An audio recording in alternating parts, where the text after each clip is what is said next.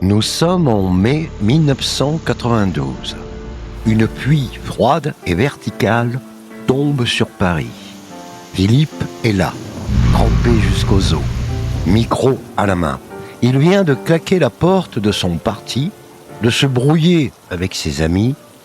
Quelques milliers de Français l'entourent. Maastricht, c'est la fin de notre France, lâche-t-il, la voix cassée. Il tremble, pas de froid, de rage. Parce qu'il sait, ce traité va prendre à ses enfants leur monnaie, leur loi, leur pays.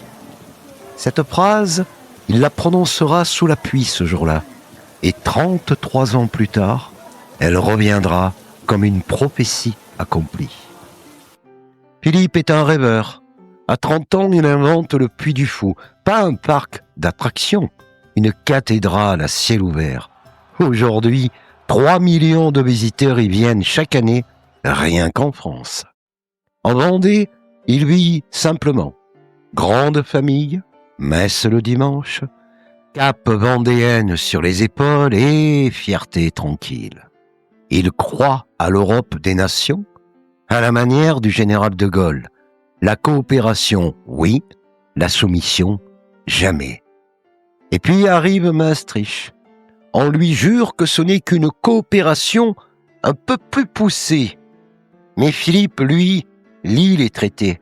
Il voit l'euro qui naît, la Banque européenne qui prend le pouvoir, le franc qui disparaît. C'est un piège. Il claque la porte de l'UDF. Trahison, accuse les faibles. Clairvoyance, dira l'histoire. Le verdict tombe. 51% pour le oui. Dans son bureau, seul Philippe pleure. Il a vu l'avenir, il a perdu la bataille. Il crée alors le MPF et jure « Je ne lâcherai pas ». Il pense encore qu'on peut réformer Bruxelles de l'intérieur. C'est sa grande erreur. On le respecte, on l'admire même. Mais à Bruxelles, les technocrates en costume gris sourient. Philippe est parfait ainsi, inoffensif. Et il y a François,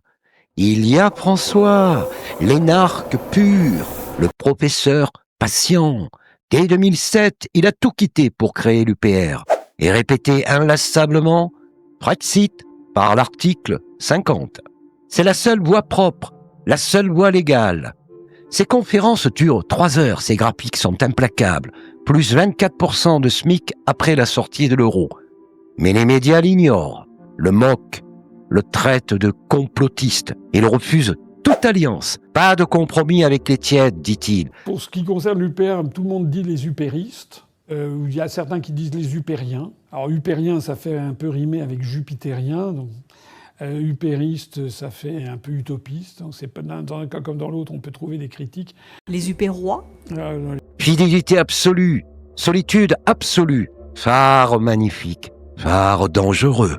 En septembre 2025, coup de théâtre. Philippe, à 75 ans, publie Populicide et lâche enfin quitter la broyeuse. Et c'est la raison pour laquelle je vous dis ce soir, il faut partir.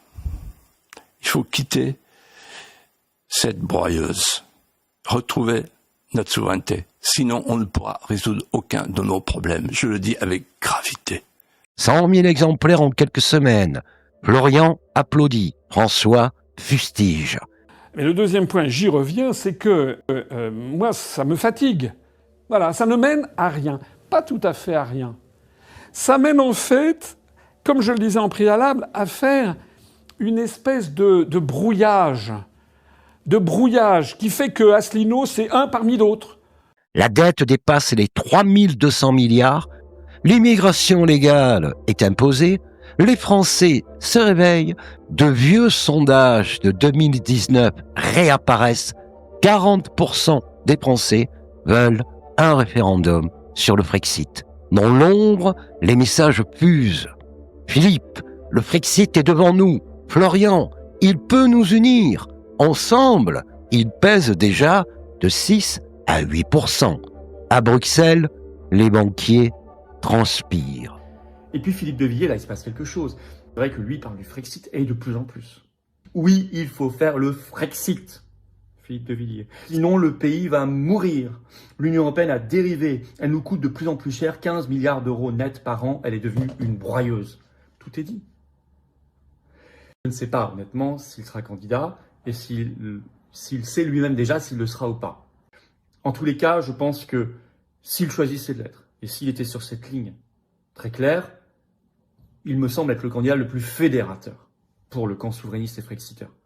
2027. Unité ou division? L'un a corrigé son erreur, l'autre a rangé son ego. La France regarde ces deux hommes, elle n'attend pas des héros de légende, elle attend des hommes. Philippe a pleuré sous la pluie, il a corrigé sa route. Florian a rengainé son épée. François veille, inflexible, seul sur son rocher. Mais la grande question demeure. Cette fidélité solitaire ne risque-t-elle pas de tuer le rêve qu'elle prétendre? Car la France n'a plus le temps des phares isolés.